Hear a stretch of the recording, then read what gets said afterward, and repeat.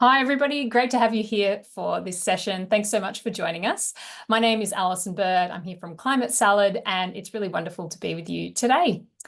Before we dive in, I'd like to start by acknowledging the traditional custodians of the land on which we're gathering today, which for me is the Minjungle people of the Bundjalung Nation. And I'd like to extend my respect to elders past and present, and also extend that respect to any Indigenous people who may be joining us today. If you haven't already, please feel free to share your name, your business or organisation, and where you're tuning in from in the chat. Today's session is Supercharge Your Super Investing for Impact, and it's with our friends at Australian Ethical. We're thrilled to dive into your superannuation and how it can go beyond financial returns and become a force for positive change. And I'm delighted to introduce you to Kirk McNeill. Kirk is the National Manager of Investor Relationships at Australian Ethical, and we've also got Pooja Jain on the call as well. We will ensure that there's some time for Q&A at the end, but do put any questions that you have in the chat as we go, and we'll make sure that they get covered. And Kirk, I will pass it over to you. Great. Thanks, Alison. So it's really great to be here. As Alison said, I'm from Australian Ethical. I manage our strategic relationships with our values-aligned partners. That includes employers and investors who work within our managed fund product and invest. Today, we're going to be discussing superannuation, so feel free to ask questions as we go through. I'm sure Alison will yell them out. More happy to make this as interactive as possible so you get the most out of today's session. I'd also like to acknowledge the traditional owners in which Australian Ethical are meeting you today from, the Gadigal people of the Eora Nation, and recognise and celebrate their continual connection to land and culture. And we pay our respects to elders past and present and thank them for protecting country since time immemorial. A little bit of a disclaimer as well before we proceed. So any information that I provide to you today is considered general advice and is not to be considered personal taxation or legal or financial advice. Any additional information can be found in our PDSs, and that's all found on our website. So a little bit about Australian Ethical. So we're Australia's original ethical funds manager. We commenced in 1986. With fairly humble beginnings, but over the last sort of 38 years, we've grown to be quite a substantial fund, now managing just over $13 billion of funds under management through our superannuation and managed fund product. In addition to that, we do have the Australian Ethical Foundation, in which we donate 10% of our profit through to, which is a really important element of what Australian Ethical does in terms of contributing to our theory of change. This year, we'll be donating 1.7 million through to the foundation. That has some really exciting plans to distribute that to organisations doing some amazing work, particularly in the climate space and areas of supporting vulnerable communities in climate. So in terms of credentials, recognised as one of the leading managers globally for ESG commitments. So Morningstar rated us 1 of 8 and the only one in Australia in this space. And we recently won just last week Super Rating Sustainable Superannuation Fund of the Year. So in a tough competition environment, it's really great to receive some of these accolades and recognition of the work that we do. The other thing that we're particularly proud of, we're Australia's highest scoring B Corp. So testament to our contribution to protecting the environment and operating as a business for good. Our score of 168 is testament to our position in that space, and leading that is something that we're really proud of. So what is ethical investing?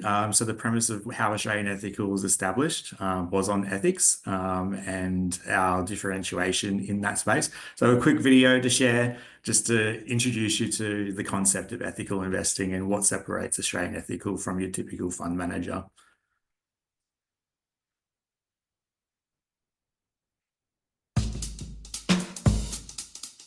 There's a whole universe of investment opportunities out there. So how do we navigate that ethically? Firstly, our ethical charter is our North Star, illuminating which investments to avoid or pursue. Guided by the charter, we rule out the bad stuff. Companies that contribute to global issues like environmental pollution, arms manufacturing, or human rights abuse.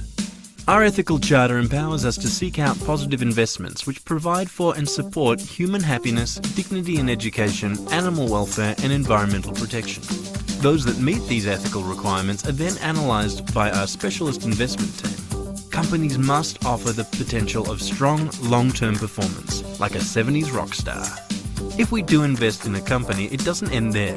We continue monitoring their financial performance, corporate behaviour and future plans. As investors, we also gain a seat at the table and can use our shareholder power to influence better corporate behaviours. We can also influence positive change by making noise with media attention. And if the company doesn't show it is committed to making a change, we may divest our interests. All in all, our process combines the very best of ethics and investing. Because when you invest with head and heart, you're investing in a better future for everyone. A little short video talking about what we do and how we invest, but our purpose is essentially investing to create a better world. And our process is ensuring that any company that we do invest in has a positive contribution. So it's not only a negative screen, it's a positive screen as well. And we believe in the power of people to make decisions to enable this particular change of capital from companies that do the wrong thing into companies that do the right thing. And then that's supported by, from the top down, through our theory of change by the foundation that is supporting grassroots efforts through community groups and not-for-profits who are leading action from that aspect. So what makes us unique is our ethical charter. So what was said in that little video. So it's 23 guiding principles that basically stipulate what Australian ethical can and can't invest in. And they're aligned to the 17 Sustainable Development Goals. This charter has been in place since 1986 and has remained unchanged. So testament to our approach to how we consider our investment process. Our investment process itself is different to how other fund managers look at things as well. We combine the best of ethics and investment management. So our ethics team will do fundamental ethical analysis of a business that we're investing in, right from looking at who's on the board of a particular organization, right through to supply chain and income revenue sources as well. So ensuring that they're all within our tolerances, there. So quite a robust process. Combining that then with our investment team, they're looking at organizations from a profitability standpoint, ensuring that we have the fiduciary responsibility to ensure that our members are receiving positive investment outcomes from the companies that we invest in. And they're also screening those businesses against ESG standards as well to identify risk and opportunity. And then once again, that foundation aspect. So ensuring that we are able to allocate money and profit through to organizations that are trying to do the right thing. So our portfolios do look different to mainstream superannuation funds that you'd be looking at. We are invested in areas that other superannuation funds tend to overlook, and we avoid other sectors of the superannuation investment industry, such as minerals as an example is one where we don't have a high amount of investment in. Zero fossil fuel exposure is another. We're overweight in areas such as information technology and healthcare. So industries that lead towards megatrends is where Australian Ethical tends to place our funds into. So quite a diverse portfolio of sectors and industries and companies in a portfolio. But yeah, we're avoiding ones that are creating harm, essentially. So healthcare, information technology, areas that stand out, consumer discretionary and mining, fossil fuels are areas that we are underweight when it comes to how our investment portfolios look.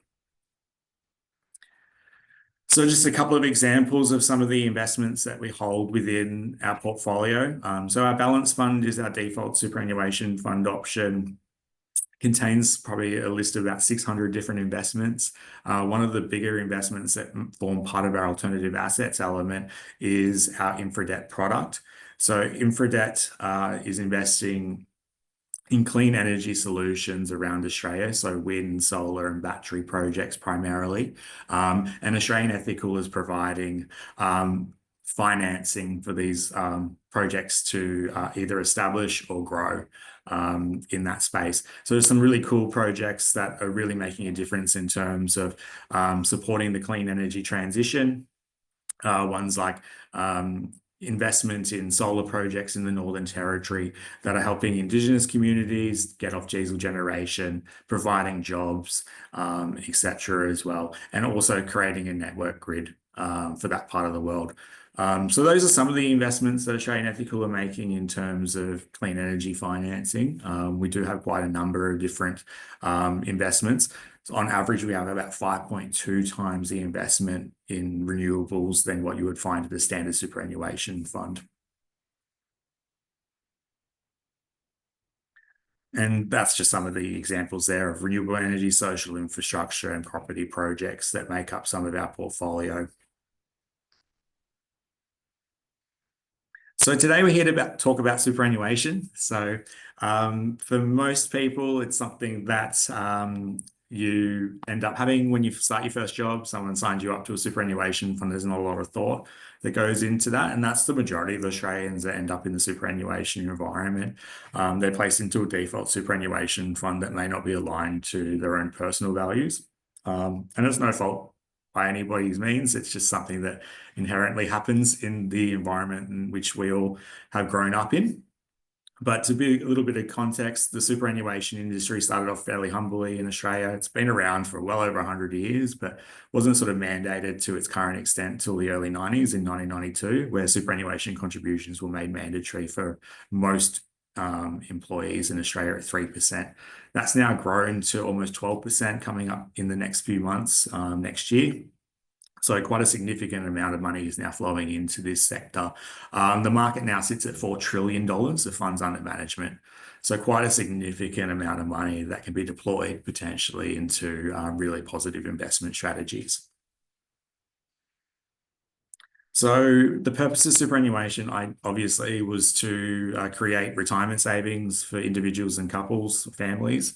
So ASPA, the sort of industry body that represents superannuation funds and their members, does some really great reporting and analysis each year. They produce great research papers. So if anyone wants to understand a little bit more about the industry, we recommend head to ASPA as a great tool to understand the ins and outs of how this beast works. But some of the data they collect is the comfortable retirement standards. So how much money do you need if you own your own home at the age of retirement for people age 65, essentially? For a single person, it's roughly $52,000 a year. And for a couple, that's around $73,000 per year. And that can vary quite greatly depending on where you live. So this is just a national average. So individuals who might live in Sydney might need a little bit more versus someone who might live in a regional community. And essentially, it's comfortable retirement standards. This is not living very exotically. It's having one domestic trip a year. It's being able to go to the movies, afford your medication, staying engaged and connected to your community. So fairly basic. And this is assuming that you own your own home as well at this point in time. So I know for many people, having a mortgage at 65 is becoming a lot more common. So these statistics may need to be adjusted to account for people not potentially owning their own home in the future, or at least outright. So what does $52,000 a year look like in terms of a superannuation account balance? There's also some really good research done by CanStar each year that talks about superannuation account balances and what the average account balance should be to reach those retirement adequacy levels. And the scary thing is there's a bit of a gap between what people actually have and what they need for retirement. So there's some numbers there. So if you're 30, it's showing a balance on average around $38,500. Roughly, you should be having around $59,000 to be on track. And then it sort of scales up every 10 years from there. And you can see that gap is quite significant when it comes to retirement. Today, even with people with those kind of account balances of roughly 450,000, they're still likely to be receiving full age pension entitlements from the Australian government. So having that additional money is calculated into the average retirement income. That's assuming if you have around 450,000 at age 60, at 65, you'll still be receiving full age pension entitlements in addition to your superannuation account balance. And that's fairly common here in Australia. There is a gap as well for female representation at age 60. So there is a significant gap that has emerged with females not receiving adequate superannuation contributions throughout their working career. So that's been slightly addressed now with paid superannuation or maternity leave from the Australian government, but it still doesn't compensate for potentially reduced working hours, gender inequality, pay gap as well. And the other consideration as well, it does affect a lot of females, is when a separation occurs that they don't actively seek their fair share of their spouse's superannuation account balance. So those are all things that we're considering as a superannuation fund, how to address to make that a more equality in this process. So a little bit about our fund. So Australian Ethical Superannuation Fund was actually introduced in 1998. So Australian Ethical has been around since 1986, but we introduced Super as a offering in 1998. And we're the only superannuation fund at that point in time to offer purely ethical superannuation fund options. So all our superannuation fund options are screened to ensure that they have positive contribution and avoid those negative harm to the planet, people, and animals. So an industry first in this space. And we are the only ethical superannuation fund that's considered a My Super fund or has the license to receive default contributions from employers in this space. So that's something important to know. We have been around for quite a long time, so a lot of people are not aware of that, and long-term performance is built into our process. So I'll talk about performance a little bit later. We offer flexible insurance arrangements. We have a great product offering with MetLife in this space. We offer financial literacy and service programs as well to our members, and really good member engagement. So in terms of our investment offering, we offer 7 different investment strategies, the balance fund being our default option. But we encourage members to consider their investment strategy and pick one more appropriately to their own circumstances. Most people end up in a superannuation fund. 8 out of 10 people don't select an investment option, and they sit in the balanced default fund for the most part with their default superannuation fund provider. That can have quite a material impact on retirement outcomes, and I'll point that out when we come to talking about performance. So here's a little snapshot of 3 different investment strategies that we offer at Australian Ethical: our Australian Shares Fund, our Balance Fund, and the Conservative Fund. As I said, most people end up in a balanced investment option. We do have a higher percentage of members that do investment choice. But when it comes to investment choice, if you can have a look at how Australian Shares option performs, it's one of the top performing superannuation fund options in the market. Number 1 over 10 years out of 42 funds there. So we have disproved a lot of naysayers that ethical investing, you don't receive investment returns. We're proud to say consistently we're the top performing superannuation fund option in the market in this space. And that's after fees as well. So ensuring that people who are making the decision to invest ethically are remunerated and rewarded for their positive outlook is something that we're particularly proud of. But the difference between a balance fund and our Australian Shares Fund, just using our own data, is roughly around 4% per annum. If someone entered our superannuation fund on the same day in 1998 with $100,000, and they put that $100,000 into the balance fund today, without adding anything extra, they'd have roughly about $500,000. If they put that same $100,000 into the Australian Shares Fund, they would have about $1.2 million. And that's purely a difference in compounding return over that period of time. So that roughly that 4% per annum difference. So that can have a significant outcome change to someone's retirement outlook purely by investing in something that's slightly higher growth. So, and likewise, the return on the opposite. If someone is too conservative, their retirement outlook can look significantly different if they're not taking appropriate risk in that space.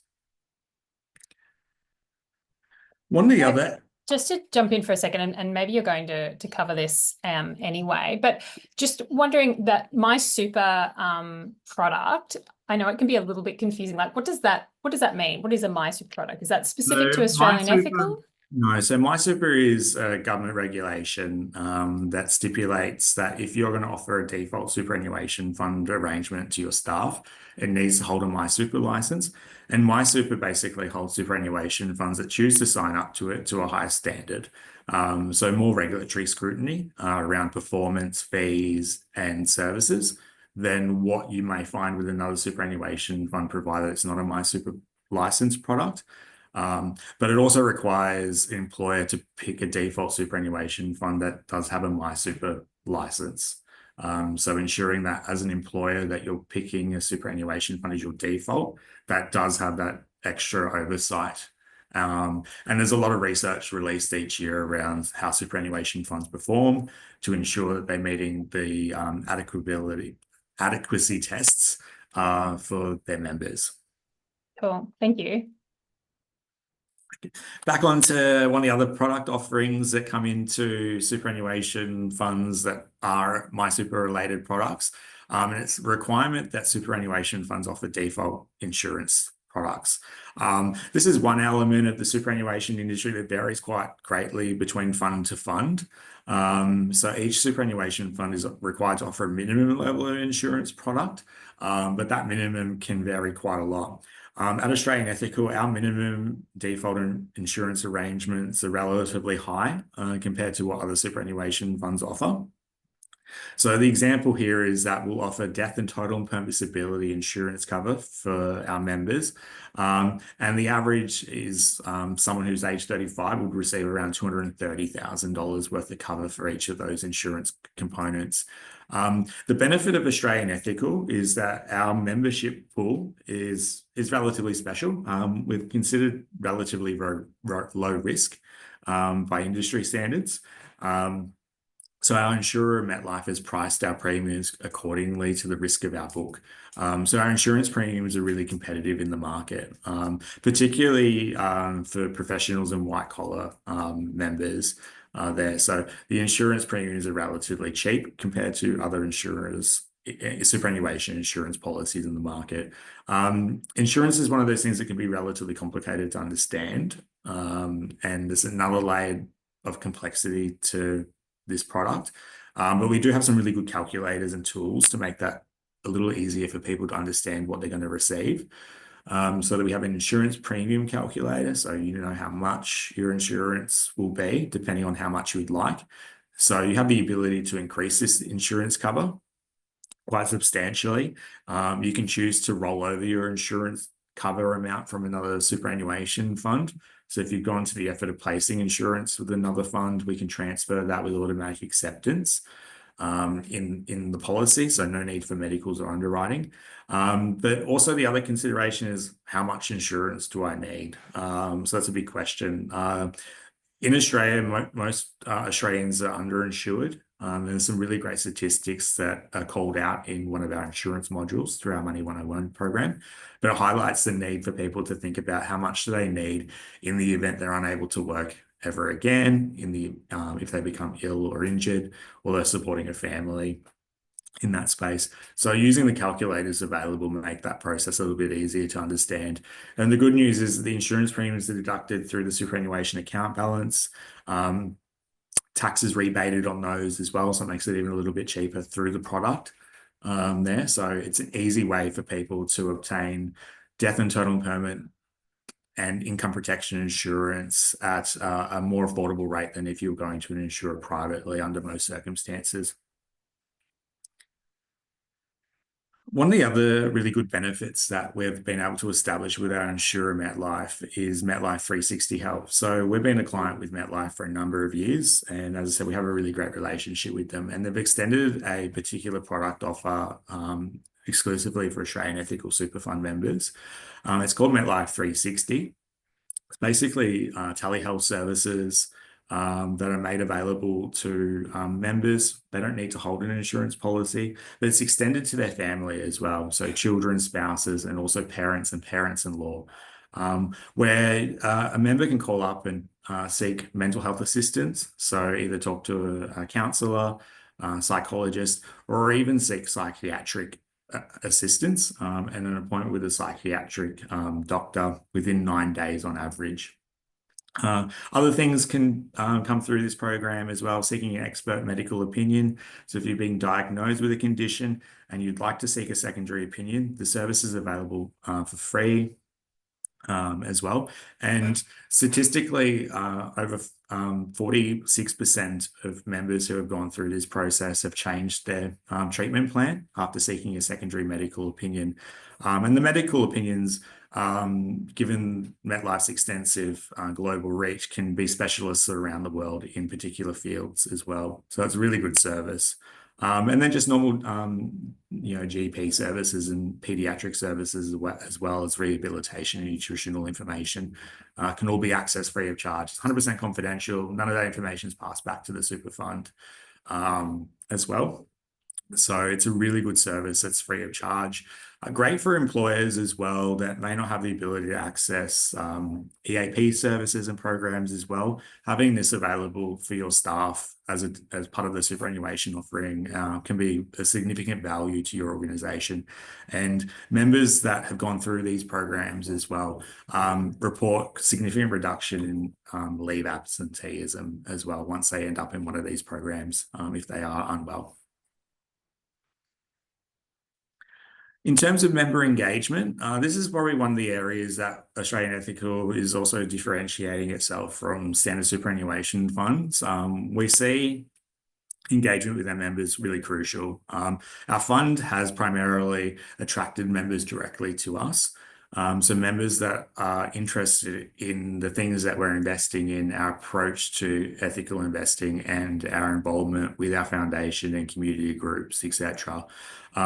So we really try to tell a story as well around what we're investing in, provide news and information around things like the energy transition, but also health and lifestyle elements as well. So things that people resonate with. So our social media channels have the highest following of any superannuation fund in the market, which shows you that even though we're relatively small compared to some of the major super fund providers, our members are really engaged in our content and material that we produce.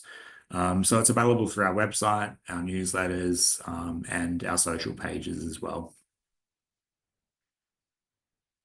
In terms of reporting back to our members, this is something that we do provide as well when it comes to sustainable impact. So we're one of only a few superannuation funds that give any information around the impact of their investment within a particular fund.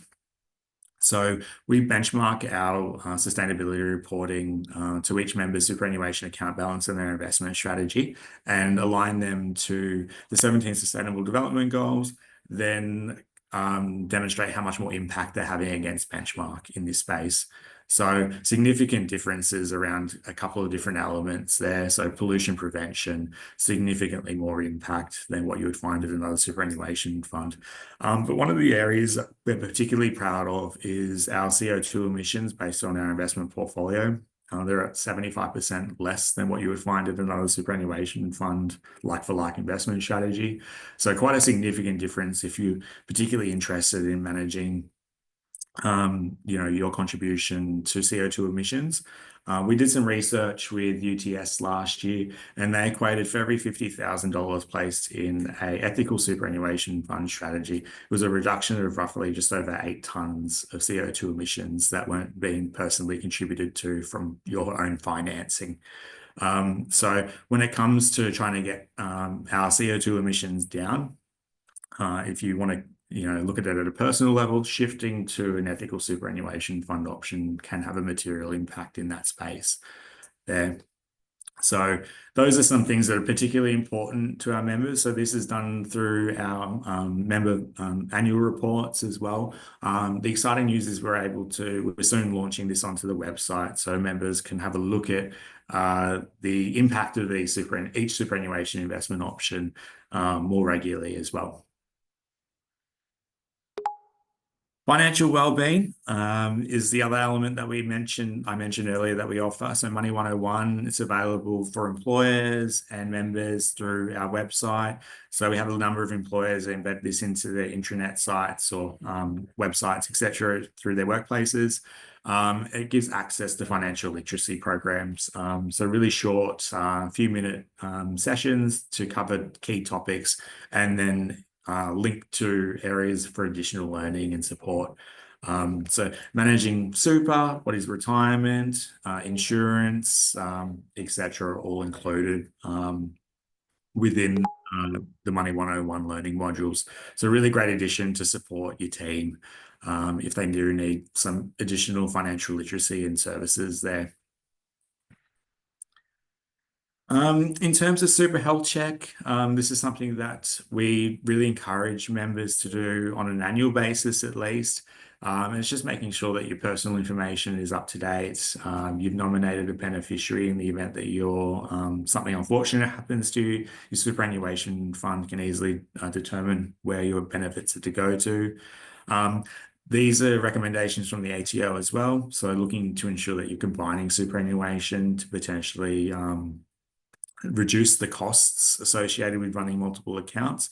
So that's something that the ATO recommends people to consider.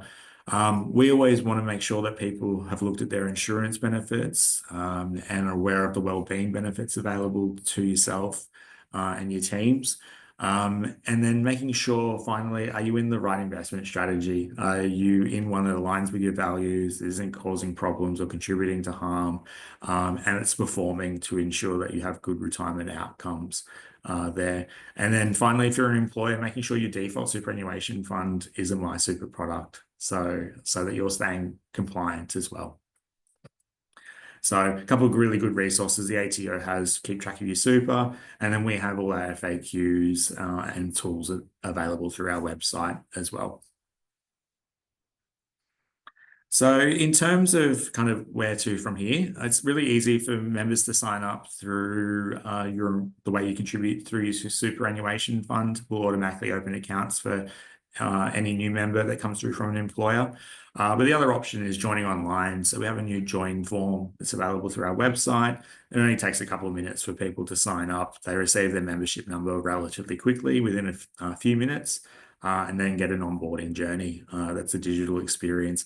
Members are able to also search for their other superannuation funds online and consolidate those seamlessly through the process. So making it really easy. And then they can flick their employer an email with all their new fund info.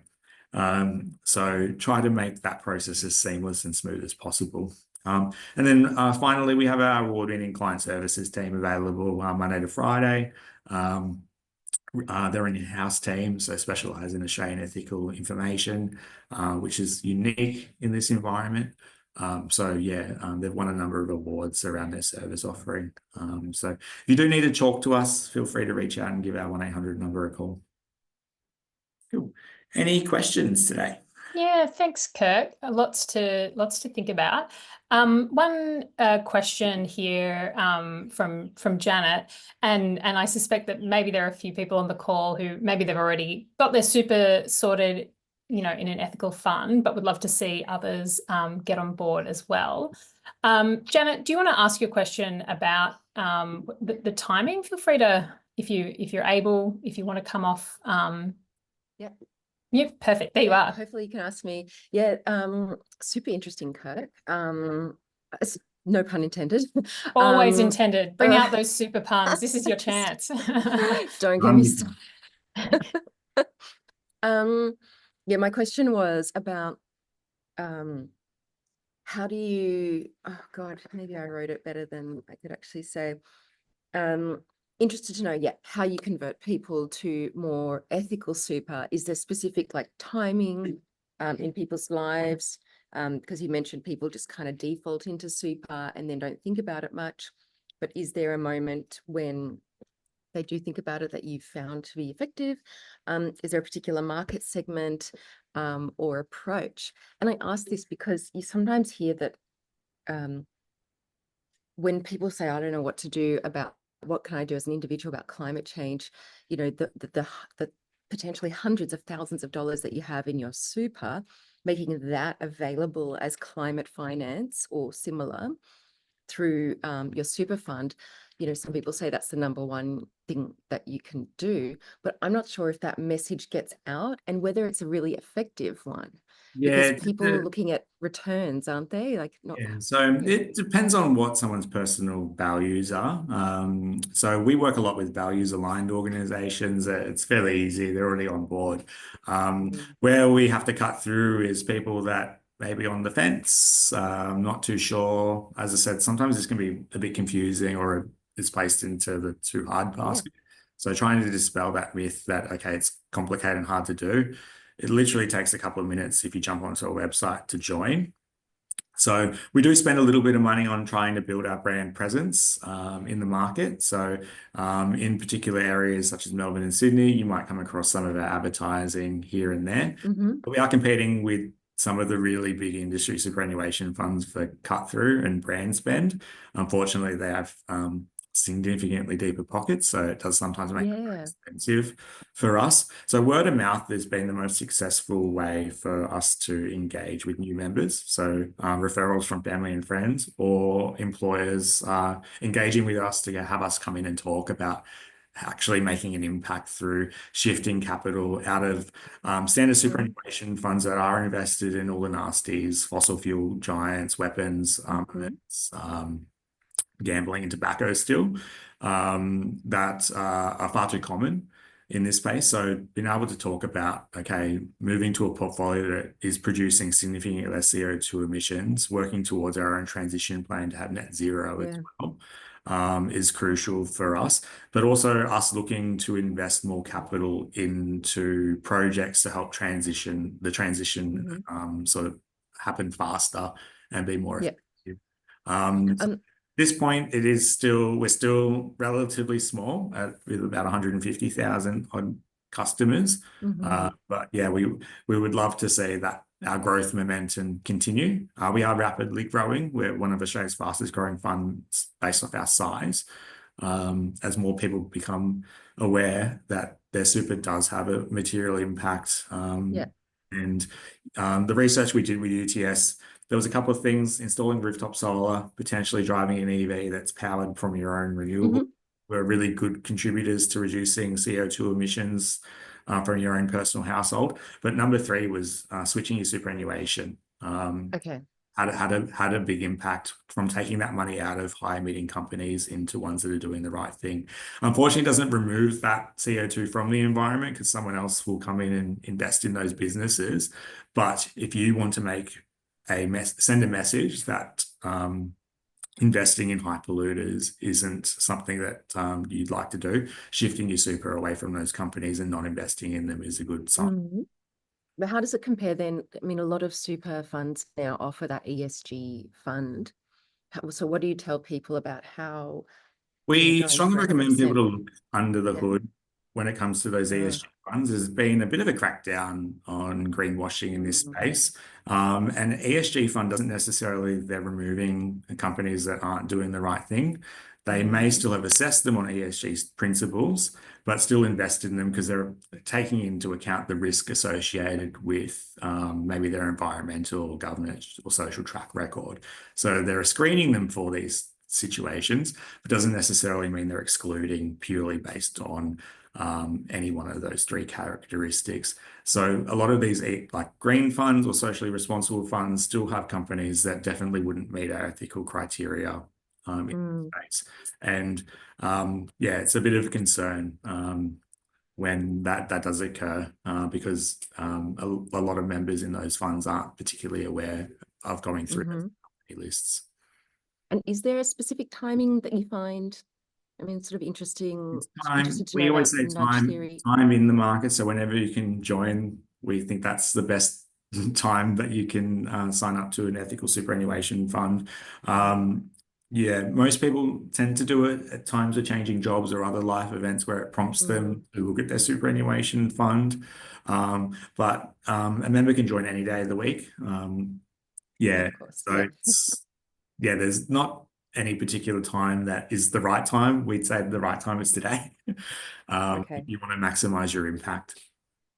Now, I was wondering if you find more success, like if you target converting customers at specific times in their lives, like, I don't know, like when they, like you said, when they change jobs or get married or change banks or Yeah, something. But so we know when members change jobs based on contribution data and things like that. So we just remind them, okay, make sure you let your new employer know.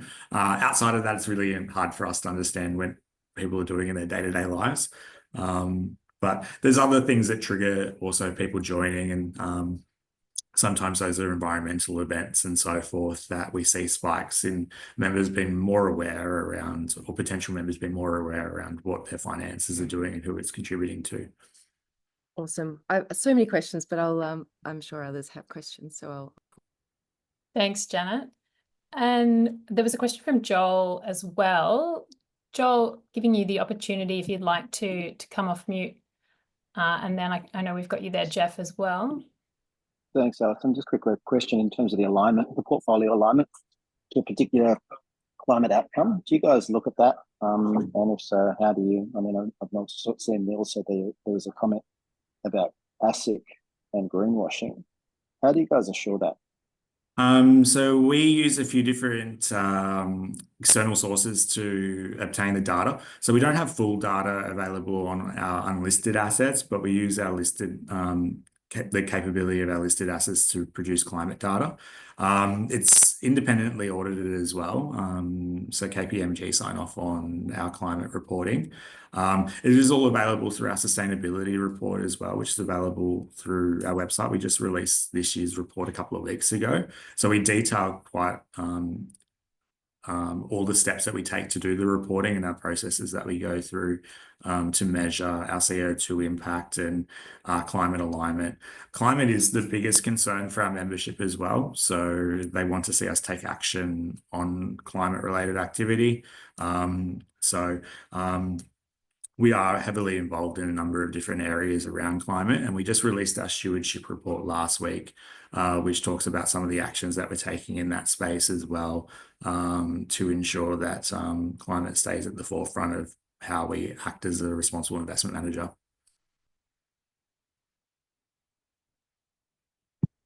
Thanks, Joel. And thanks, Kirk. Jeff, you've got a question there. Yeah, thanks, Alison, and thanks, Kirk, for the presentation.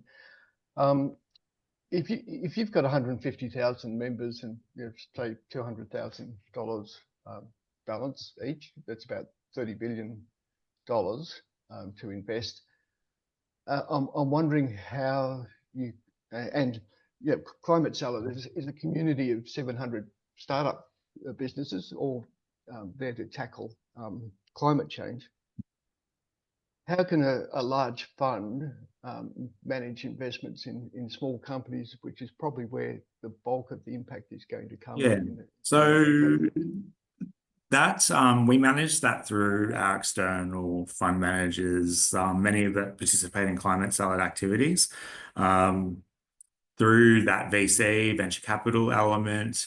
So we have a number of alternative fund managers that we outsource those types of investments to, specialize in high opportunity investments in this space.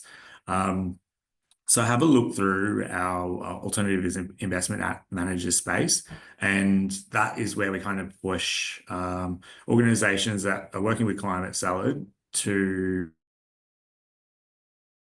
seek fund. Australian Ethical, we invest a lot in listed equities for the most part. And then we have private capital investments, which are fairly large investments in infrastructure projects, and then private debt as well. But for startups and scale-ups, VC funding and private equity is where we would say we want to lend support to. Okay, thanks. And would you have a feel for what portion of your funds invested would be in small to medium enterprises and scale? Yeah, so our alternative assets make up about 8% of the balance fund portfolio. Through each of those fund managers, it might be $15 to $20 million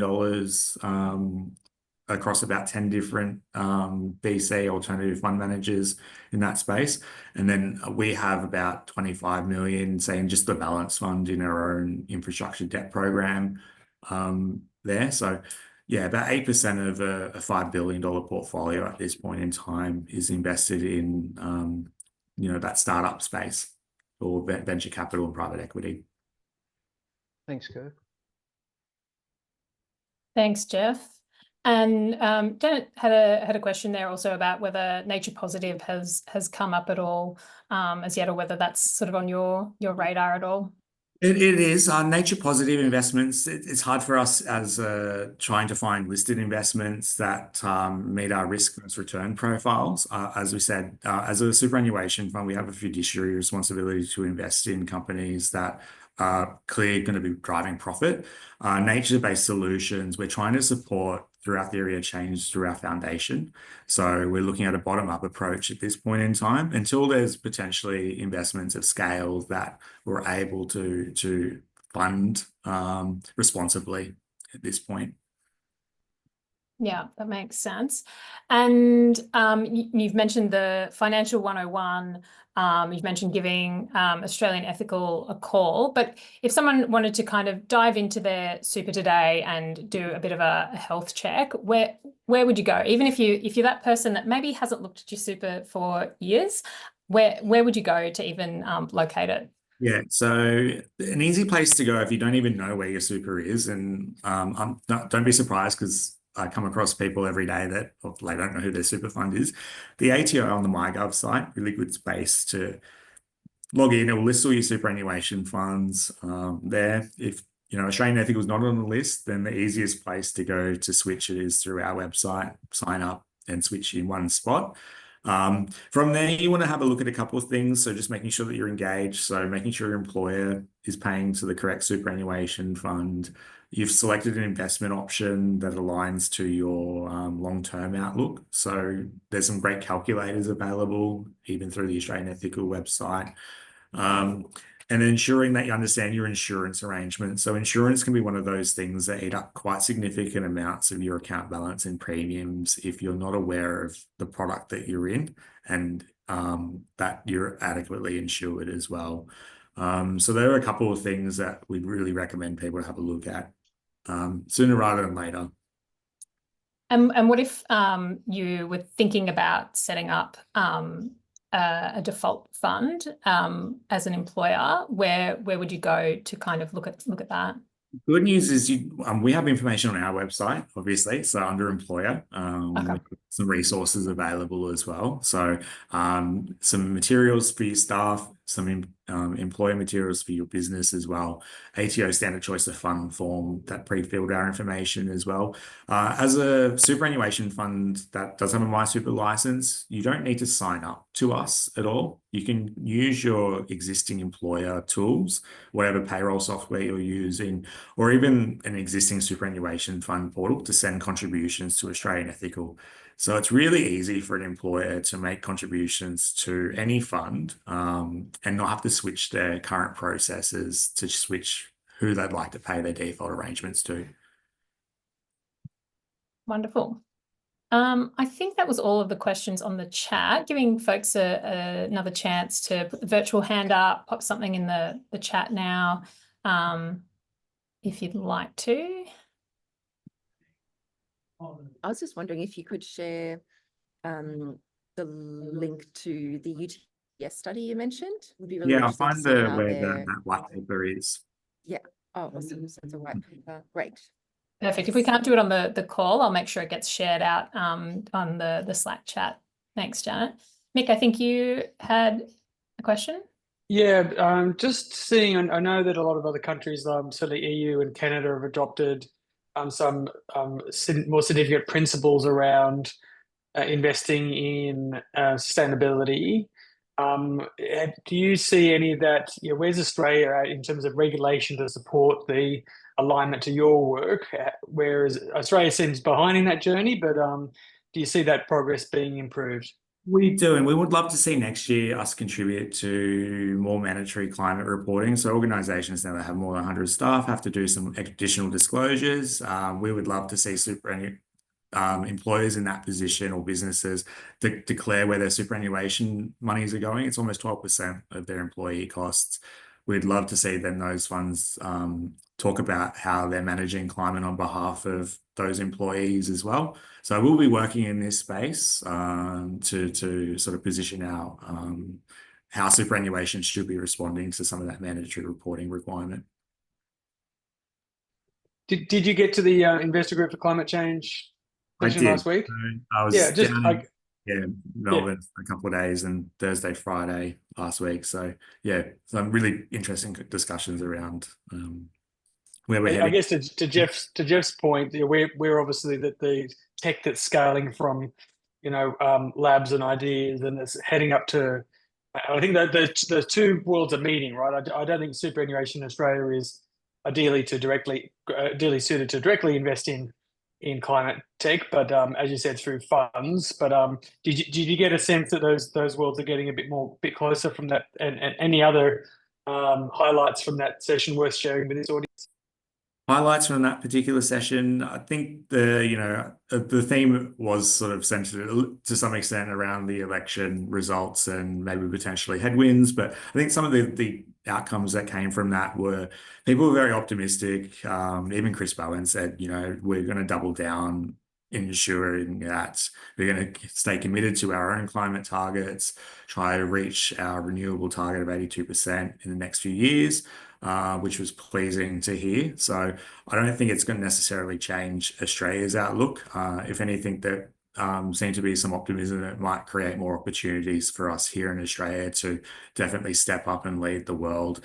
And as we head towards hopefully COP31 here, there is a bigger opportunity for us to stay firm and committed to our own climate objectives.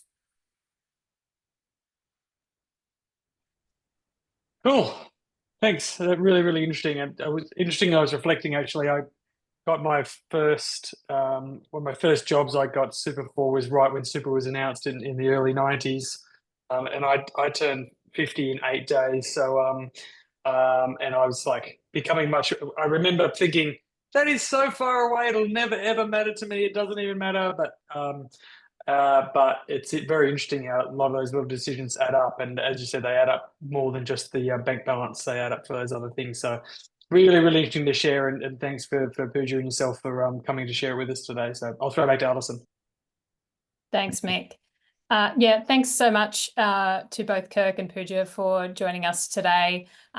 Really interesting to think about all the work that folks are doing within the climate tech space. And if you haven't shone the light on your super, it's good to take a look at it. And as Kirk said, to look under the hood and make sure it's invested in a way that you're comfortable with as well and aligns with your financial needs also. Kirk, any final thoughts before we wrap up? No, thank you. And feel free to reach out to myself, Pooja, or contact our team. We're more than happy to have a chat or come into your workplaces or offices to talk about superannuation and help share some additional information if it helps. Perfect. Thanks so much, Kirk. Thanks everyone for joining us today, and see you next time.